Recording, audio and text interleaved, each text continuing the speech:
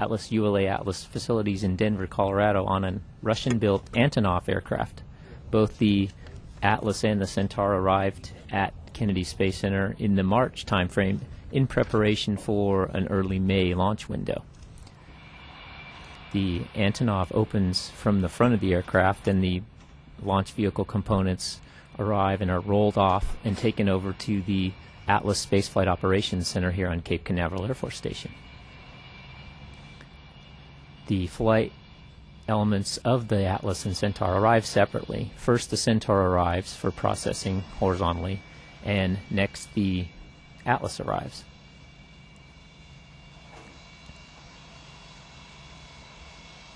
Usually the spacecraft components arrive about the same time at the Astrotech facility or the payload processing facility as do the rocket parts. So all the components arrive at the launch site at about the same time, both spacecraft and launch vehicle. Once the arrival of the launch vehicle components from Denver, they're pretty much completely checked out and ready to be assembled together. There is some checkout that is done at the Atlas Spaceflight Operations Center in the horizontal configuration.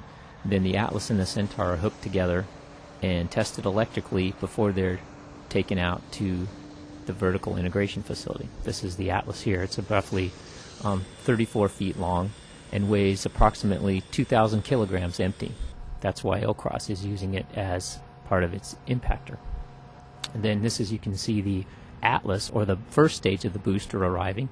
The tail engines come out first for the Antonov, and it's also taken to the Atlas Spaceflight Operations Center building for testing in the horizontal configuration before it rolls out to the vertical integration facility at Complex 41. This is a shot. Of course, the Atlas and the Centaur are both wrapped in a protective coating just for shipping and transport. That white protective coating is taken off at the ASOC and returned back to Denver. And of course, then you see the copper color of the completed tanks. Here's the Atlas, the first stage, going out to Complex 41. You can see Complex 37 in the background.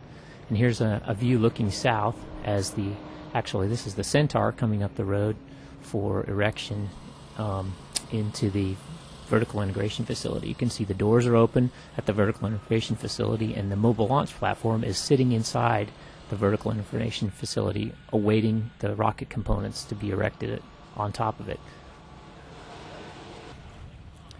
Both the Atlas and the Centaur are lifted off of the trailer or the transport rig that takes them from the ASOC to the vertical integration facility and are lifted up and stacked in the VIF. You can see the platforms around in the upper levels of the VIF that allow us to allow the crew to work on different phases of the different locations of the Atlas or the Centaur in preparation for bringing the spacecraft out. About 10 days before launch is when we usually like to bring the spacecraft out. But at that point, the rocket is erected and waiting for it at the VIF. The Centaur for this mission is a specially designed one. You can see the white color is not normal. We've painted the Centaur white color to provide some thermal balance for the extended duration LCROSS use of this Centaur. Normally the Centaur is the same color as the Atlas booster, but in this case we've painted it white so that it doesn't get too hot or too cold during its long duration mission and when it's attached to the LCROSS spacecraft. We also have put a special logo. The LCROSS logo is proudly displayed on the Centaur as well. That's a little bit of a different unique characteristic of this Centaur. Since it's going to be part of the LCROSS mission, we felt it appropriate that it be marked with the LRO logo. With the LCROSS logo, I'm sorry. There it is right there. You can see it going up and being stacked on the Atlas booster. Once the Atlas booster is in place on top, once the Centaur is in place on top of the Atlas, then we can do preparations to get ready for the wet dress rehearsal, which is sort of like the cryogenic tanking test to prepare and prove out the readiness of the launch vehicle before we bring out the encapsulated payload from the payload processing facility. This is the nozzle of the Centaur fitting down inside and right on top of the Atlas booster. This operation takes the better part of a day from the transport out to the mating of the Centaur on top of Atlas.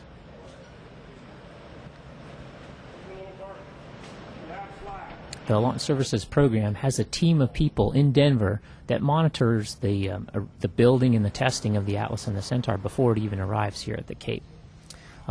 This footage here shows the encapsulated payload, that's LRO, on top of LCROSS, which are stacked and mated together and are inside this protective fairing, and that entire assembly is driven out from Astrotech in the middle of the night when there's nobody on the roads and the weather conditions are most stable, and erected on top of the Centaur. You can see the very top of the Centaur at the bottom of this photo, and the encapsulated payload is placed on top. This takes about a full day of operations too, before the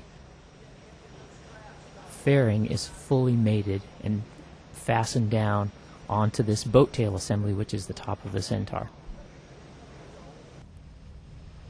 And that's a good view of the entire vehicle stack sitting in the vertical integration facility. Chuck, tell us briefly, what is Centaur going to be doing from the time that Lunar Reconnaissance Orbiter separates from the stack? What does Centaur have to do before it's ready for LCROSS to do its thing? The Centaur provides a double duty, George, on this mission. It not only delivers LRO on its journey to the moon, its correct trajectory, but then it has to back away from LRO and provide an extra amount of kick or energy to get LCROSS on its lunar swing by. This extra energy is provided not only with some burns of the Centaur engine, but it's also provided this energy by doing blowdowns of the leftover propellant and the leftover residual hydrazine that it has on board. It uses this propellant to give LCROSS its extra kick and to also get rid of those propellants that would otherwise contaminate the impact site when the Centaur impacts the moon. Chuck, thanks very much for coming down and telling us a little bit about what's been done to get ready for launch today with the Atlas V vehicle, and also the unique role that Centaur is playing in this one. So we'll keep our fingers crossed here. The weather's going to be cooperating here in the next hour or so, and we'll be off on our way to the moon. Thanks very much for coming by. Thank you, George.